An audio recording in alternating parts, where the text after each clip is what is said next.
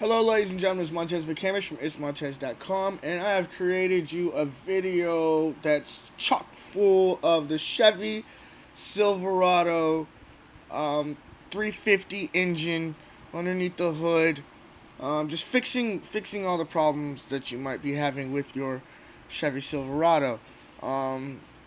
These videos going to kind of give you a nice little walkthrough of how you might get over the situations on your 94 Chevy Silverado. On this video, you're going to see the changing of head gaskets and replacing the back axle, something I was not very accustomed to. I was looking on YouTube trying to figure out, hey, how do I fix these kinds of things? And I couldn't find a good video pertaining to my model, the Chevy Silverado 94 with the 350 in it. So I decided I was going to create a video for you all. You all let me know what you think about the film. Make sure to drop in the comment box and share with me your ideas. Tell me the things you like about it, the things you don't like about it. It's important to me. Sharing is caring, and I want you all to care.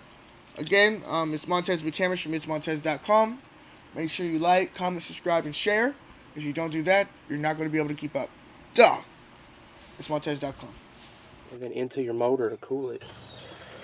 So it's all about. So this is the water pump itself. Yeah, and your fan runs off of it. All your serpentine belt runs all that stuff from the crank. That's your harmonic balancer. Remember they had that harmonic balancer puller in there? What's that gauge on it for? That's so you can get your timing right. If your motor's not in time, it won't run right. Alright, so we got. Move the power steering, the alternator, and that. What's this pulley called again? Power steering pulley and water pump pulley. Water pump fan pulley.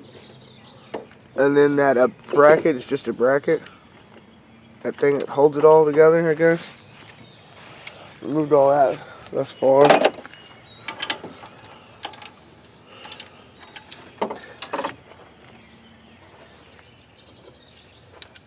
And we're trying to fix the intake gasket, or the head gasket. Inside 94 Chevy Silverado head gasket. We were looking a little while ago, it looked like it'd been replaced. Where's that blue at you showing me? Right through there. Yeah, you see it? There's that blue in there. It looks just like this gasket we just put on your thermostat. Yeah. So we're not sure if that's it. We'll find out when we get in there. Water and shit coming out from like around the. Yeah. You see this? This is the head. This whole part. It goes from here to down here. And it runs all the way along the top. I'm gonna take this off. I'm hoping I don't have to take that off. No, I have to take that off. Can't have the tool on there. Or that pulley hanging on there. What is that? A mount bracket, really? Just a mount. Suspension.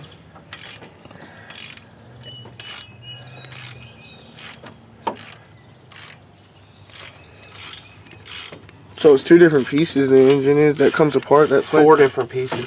Four. One here, one on the other side, this top part, and then the block. 3 pieces on top and one big solid piece. Well, it's not solid, it's got holes and shit drilled for the cylinders and the pistons and and it's got valves on top. Removal of the valve cover of a 94 Chevy Silverado.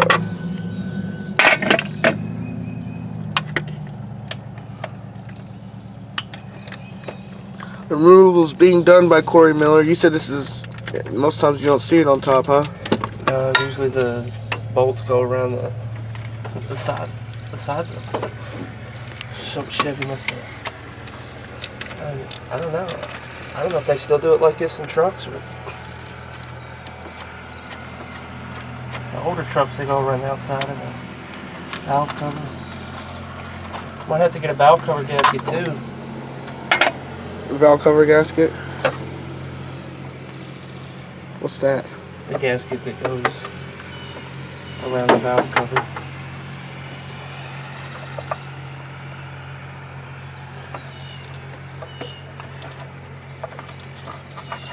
Removing the pieces now, ladies and gentlemen.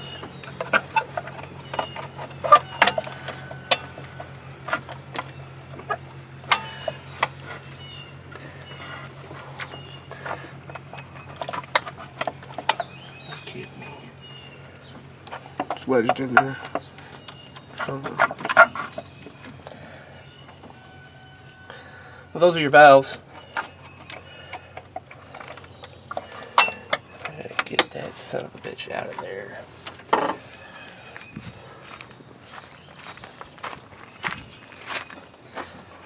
Into the valves we are. Boom.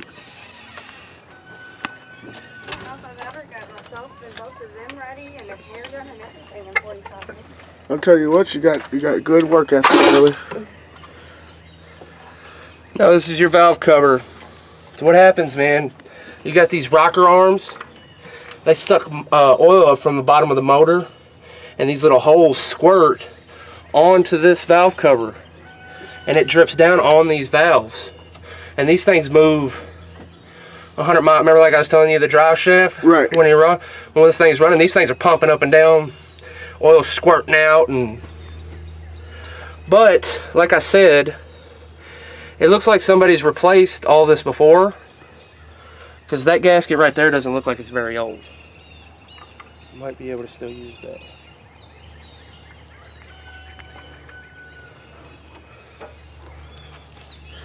And what we're looking for here is like abrasions on it, or like no, see like that. This is all right. Backwards. That's just from where it ain't got no cuts or nothing in it. It should be all right. So you would be looking for cuts for if it was messed up, or yeah, holes in it, or cracks in it. This seems like it'll be all right. We probably use it. Valve cover gasket. That's what it's called. Yes. Valve cover gasket 94 Chevy Silverado. Doesn't look like it has any abrasions. Ladies and gentlemen, we're removing the head bolts. You can see the bolts in there. They all need to be removed so we can pull the head off. What's that thing you're going to pull out again, Cole? The rocker arm? The rocker arm. There's 8 of them. It's it runs on the camshaft, and it pushes these up and down, the springs. And like I said, the oil runs through it and squirts out onto the valve cover, so it drips down and keeps everything lubricated. The cool thing about cars and guns is they all use their own recycled energy to make everything else work. Like guns. You said there's 8 of the rocker arms? Huh? 8 of those rocker arms? There's 8 of them. But I just got to take those off. Self-lubricant. I got to move these to the side to get to that head bolt. But I'm going to take all these off first before I need to take these off actually. We are removing the exhaust manifold bolts. 1, 2, 3. There's one. So those have got to come out. Yeah. Most of the time they break, and ours haven't broke, so that's pretty cool. That's pretty cool and nifty. Awkward positions, huh? That's the only bad part about working on shit. Just trying to get in the position to get the daggone thing out. And we're gonna put another exhaust gasket on this because it didn't seem like they did it on this side. We go to the other side, ladies and gentlemen. You can see there on that exhaust gasket. Let me get down here and see if you see that. It's got a. It looks like they put a new one on there. As you can see it, I'm trying to show you all. It's kind of bright out here. See that? There's that metal piece in between the two. There's been a new installation of it on there, on this one. But on this side, we didn't see it, so we will be installing a new one. There's your bolts right there. Come out really nice. So we got the head. Go ahead, tell them. We got the exhaust manifold loose. We just need it out away from the head so we can get the head off. Alright, we'll have to mess with that. Let me get the rest of these.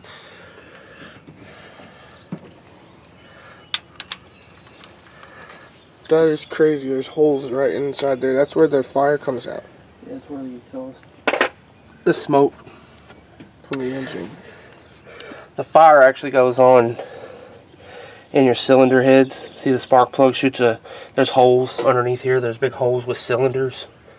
And it shoots gas from these things into the cylinder. Then a spark comes in and ignites it, and it pushes the cylinders or the pistons down. And there's 8 of them. That's why it's called a V8. It's a V8 because the pistons sit in a V like that, and there's 8 of them.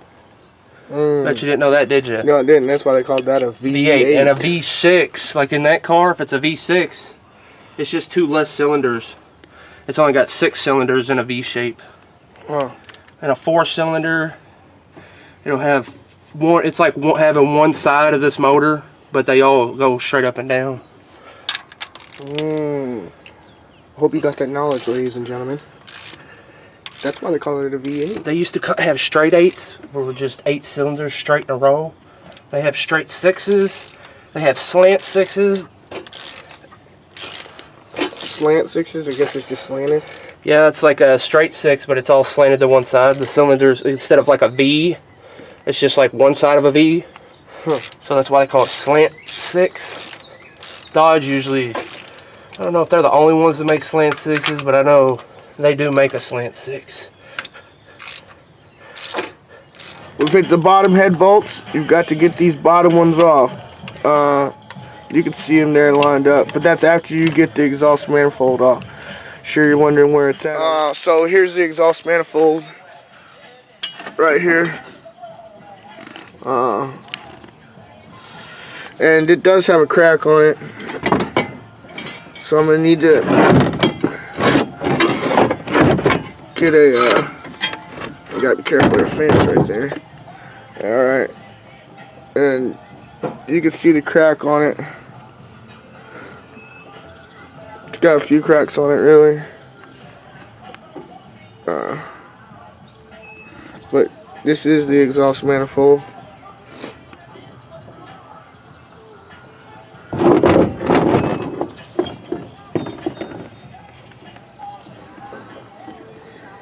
That's it. Come again? That was the last head bolt. And now we should be able to pull off the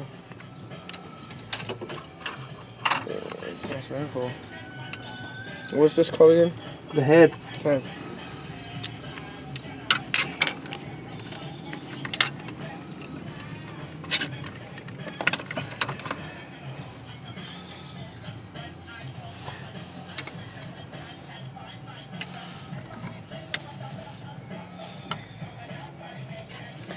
Where?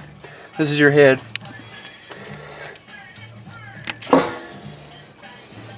Is it like glued on there? Well, it's probably got like silicone or something.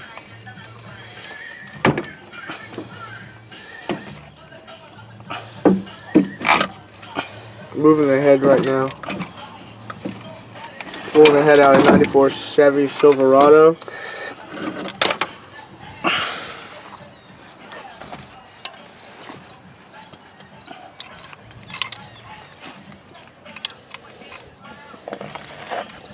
Got a lot of rust in there.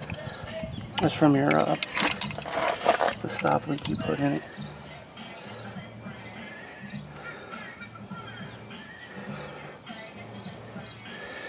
You can usually see where it's blown. See how this has got a clean seal right there? Yeah. See how it's silver? Yeah. It's silver. See how this got a silver line and a silver line? Right. See how there's no silver lines there? Right. Bam, that's where your head gasket blew. Dig it. So if there is no silver line, you'll find out where the head gasket is blown. Oh, right here too? Here, I'm gonna pull this up. All right here. No, it looks like that over here too. I'm thinking it's between right there. Alright, let's see if we can.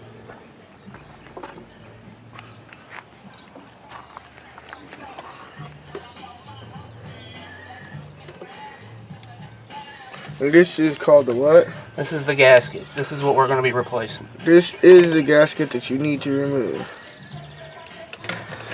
As you can see, there wasn't much of a gasket there. Crack down on that end too. Well, it's just brittle. So now, you need to take this to the bottle parts place. I gotta clean all this up before we put it back on. Make sure there ain't no cracks. But this is what you need to take with you to get moving.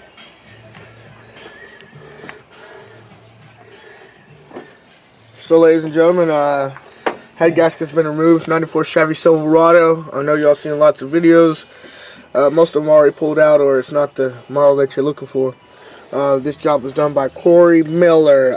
If you have any comments, make sure you leave them below. Itsmontez.com. Thanks so much for tuning in. Ladies and gentlemen, I wanted to give you a little review along with this video. I put this coolant link repair. It's supposed to help seal on the gasket. And you can see here the orangey brown color right there. That's where it was trying to work at, but it didn't take all places. You can see where it didn't take. All in all, I'd say that the product was okay. I mean, like, it held. I don't have any cracked heads or anything like that, so like, all in all, like, it was a good product. That's how it worked. Just trying to seal on this gasket here, and just didn't do.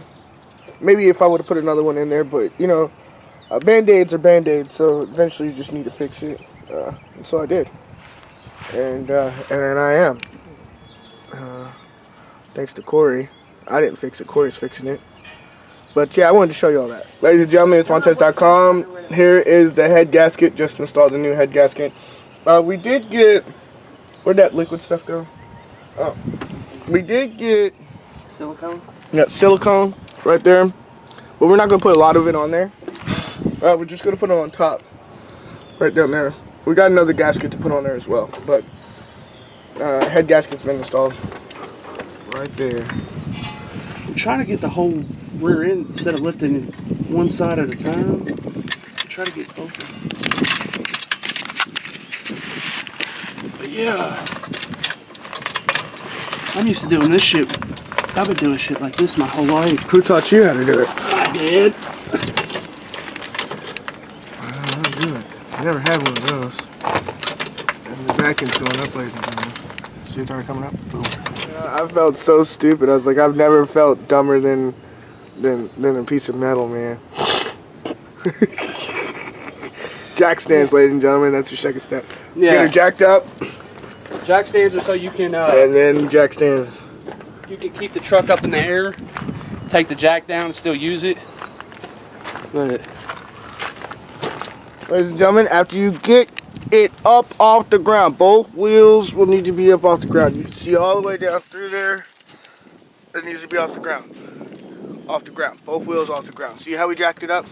First way we were doing it didn't work out there. But now you can see clearly. Don't mind that rust. She's going to go to work anyway. Back wheels are off the ground. that sucks. I should have loosened those before I lifted it. Ladies and gentlemen, this is inside the housing. You gotta take your cap off. So we didn't have to unscrew ours, you just pulled it off. Here's the housing. After you get the caps off, ladies and gentlemen, you're gonna come down to this.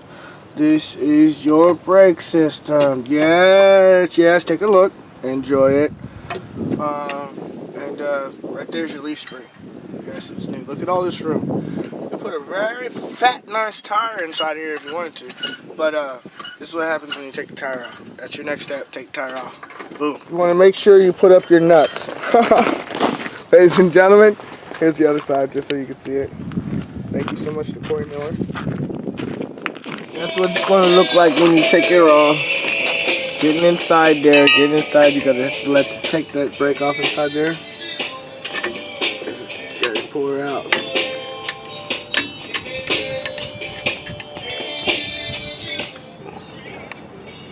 Next, you gotta take off, what's that called right there? The drive shaft. Next, you're taking off the drive shaft. You need to take that off. It's a must. Again, ladies and gentlemen, we're taking off the whole entire axle. I know you all have been seeing YouTube videos, and you've seen a couple videos, but this is not just the pumpkin, or what's that thing called, that big thing? They call it a hog head. The hog head. This is not just about that. This is the whole daggone axle.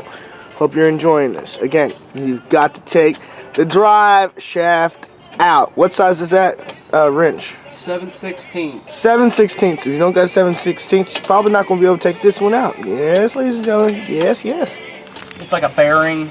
It's got these things in there, and what it does is it just keeps it from when this drive shaft runs, you know, 100 miles an hour all the time. If you look under the truck when you're driving, this thing just runs non-stop from the transmission. But this is so when your suspension moves, this makes sure that nothing breaks. It's just a bearing that helps it spin. So when it's spinning and you move, it's like kind of like your shock absorber, but. And that's the drive shaft, right? This is the drive shaft. Ladies and gentlemen, the drive shaft is out. Now that the drive shaft's out, we're going to start working on the emergency. And we're going to then begin to drop it. Again, ladies and gentlemen, I want to show you this. You need to have a jack, because I was trying to figure out how in the world am I going to lift this up off the ground. There's a jack there that's supporting it. You can see right there. It's holding it up. And it's from angle to angle, of course, but that's holding it up. Make sure you have a jack there. If not, it's just going to drop. Bow! Hit the ground, and then that's it. So, ladies and gentlemen, we'll be on to the next step. Ladies and gentlemen, you're watching itsmontez.com. This is the emergency brake. Tell us about it. So it's a cable. All your other brakes are hydraulics. They got fluid that presses, you know, the fluid, when you press the brake, it pushes fluid to push your brakes out to stop. Emergency brakes are cables. If I could get this, you can't see it because of the wire, but there's a cable inside there. And what it's for is it's emergency. Hydraulic fluid, when it leaks, sometimes it doesn't work, but a cable will work every time. So they put emergency brakes as cables, so if you need it, it's not. But this metal clip's what I was talking about. See how it's flared out?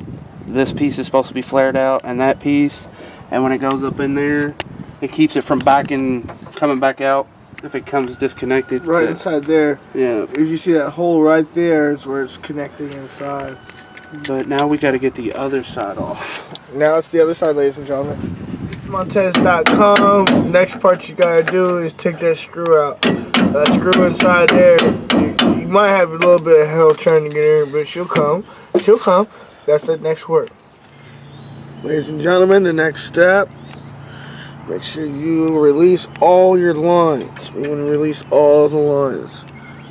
Okay, so if it's connected, it'll just be able to drop. Ladies and gentlemen, itsmontez.com. This is the funnest part. Go ahead and let us know what we're doing, bro. We're going to drop this axle. There. Oh, well, it kind of dropped itself. But there. Now the axle has been dropped. That thing's heavier than life, ladies and gentlemen. Heavier than life. The axle has been dropped.